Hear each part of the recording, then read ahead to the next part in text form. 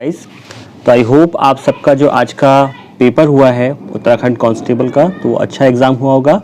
तो अभी मैं इस वीडियो में आपको हिंदी के जो आज के 20 क्वेश्चंस हैं उनका सॉल्यूशन आपको मैं दे रहा हूँ। ठीक है, हिंदी के 20 क्वेश्चंस पहले मैं बता रहा हूँ। तो सबसे पहला क्वेश्चन लिखा है कि कबीर निम्नलिखित शाखा के प्रतिनिधित्व कवि थे।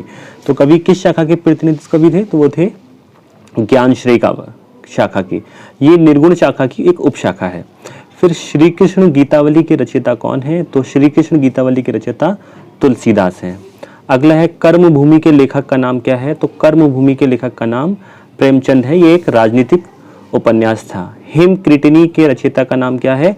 तो यह है माखनलाल चतुर्वेदी। ठीक है। महादेवी वर्मा के रेखा चित्र भक्तिन के प्रमुख पात्र, भक्तिन का वास्तविक नाम क्या था? तो वो था लक्ष्मी या लक्ष्मिन। अगला क्वेश्चन है कि भारतीय आर्य भाषा के विकास क्रम में पाली और प्राकृत के बाद तीसरी भाषा क्या है? तो वो थी अपभ्रंश।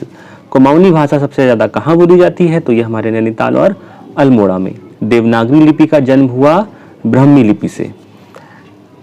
9th क्वेश्चन है, जब लिखने से कोई अंश छूट जाता है तो उसे प्रदर्शित करने के लिए कौन सा चिन्ह लगाते हैं? तो हंस पद इस तरीके का लगाते हैं ना, एरो टाइप। अगला क्वेश्चन है, भाषा की सबसे छोटी ध्वनि इकाई जिसे खंडित ना किया जा सके क्या कहलाती है? तो उसे वर्ण कहते हैं। 11वां क्वेश्चन है कि अंतिम शब्द में कौन सा प्रत्यय है? तो इसमें है इम। अंतिम शब्द में कौन सा प्रत्यय है? इम। निम्नलिखित में से स्त्रीलिंग शब्द है? तो ये नीम, अरावली, जामुन ये सभी पुल्लिंग शब्द हैं। चंबल जो है वो क्या है? स्त्रीलिंग शब्द है। रेलगाड़ी किन भिन्न भिन्न भाषाओं के शब्दों के जोड़ से बना है? तो रेलगाड़ी अंग्रेजी प्लस हिंदी से मिलकर बना है। 14वां क्वेश्चन है कि निम्नलिखित में अग्नि का पर्यायवाची नहीं है? तो अनिल वायु का पर्यायवाची होता है। तो इसका राइट आंसर अनिल। सदानंद में संधि है? तो सदानंद में व्यंजन संधि है। आपकी यात्रा मंगलमय हो किस प्रकार का वाच्य है? इच्छावाचक। हम इच्छा करते हैं कि आपकी यात्रा क्या है? मंगलमय हो। आकाश के तारे तोड़ लाना मुहावरे का अर्थ है बहुत बड़ा या असंभव कार्य करके दिखाना। टिप्पण कैसा होना चाहिए? तो टिप्पण आपका भाव प्रधान होना चाहिए। शब्दावली का अर्थ है शब्दों का समूह।